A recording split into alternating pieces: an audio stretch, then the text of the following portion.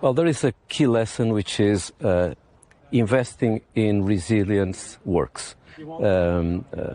This approach about the humanitarian development peace nexus should be framed from a perspective which is prevention always, humanitarian as needed, development wherever possible. And therefore, when we look to these fragile, conflict-affected countries, it's important that we support the early recovery at the same time that we bring a long-term perspective with more preparedness, with more resilience.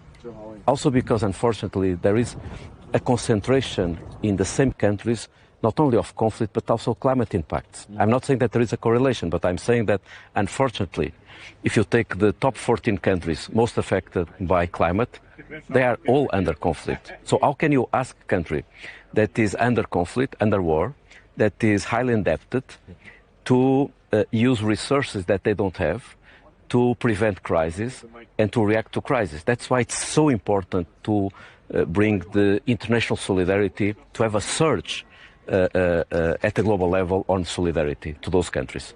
Last year, you visited China and participated in the Asian Infrastructure Investment Bank annual summit that took place in Beijing.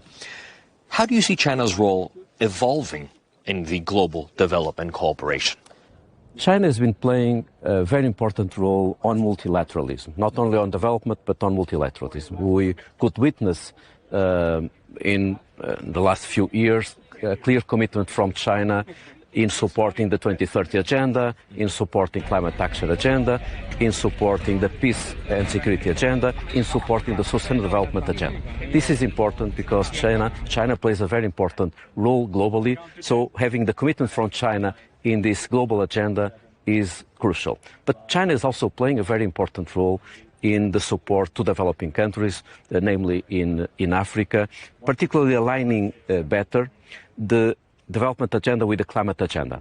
The Green Revolution is not only an opportunity to address climate change, it's also an opportunity to create jobs, companies, prosperity in developing countries. And I think that China, being a leader on electrical mobility, on renewable energy, is also a good way to show that aligning the innovation, the entrepreneurial spirit on green technology is also a good incentive for development cooperation, and particularly to implement the Sustainable Development Goals globally. Not supporting the easiest, but supporting the neediest, which is my main concern, which is you have market failures.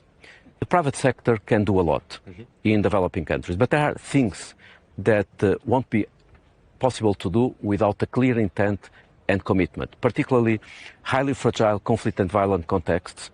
Those contexts, those countries are not the easiest, but they are the neediest. So we need the states, the governments, the international community to commit in this agenda. And in my conversations with China, I noticed that clearly there is a commitment in supporting these contexts.